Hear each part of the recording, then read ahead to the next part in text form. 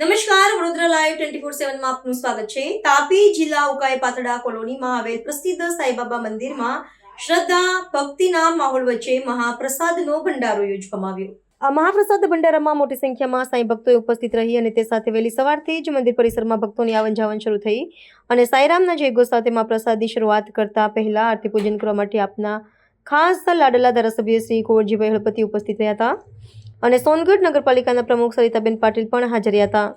સાંઈબાબા મંદિરની આરતીનો લાભ લીધો હતો, એ સાથે સમગ્ર વાતાવરણ ભક્તિમય બની ગયું હતું। આ સાંઈબાબા મંદિરના પૂરા 15 વર્ષ પૂર્ણ થયા તે સાથે દરેક કાર્યકર્તાઓના સહયોગથી આયોજિત આ પ્રસાદ ભંડારામાં સૌ માટે વ્યવસ્થિત રીતે પ્રસાદ વિતરણ કરવામાં આવ્યું। ભક્તોએ શાંતિપૂર્વક લાઇનમાં ઊભા રહી પ્રસાદ ગ્રહણ કર્યો હતો। તે સાથે આયોજકો દ્વારા સ્વચ્છતા, પાણી અને બેસવાની યોગ્ય વ્યવસ્થા કરવામાં આવી હતી।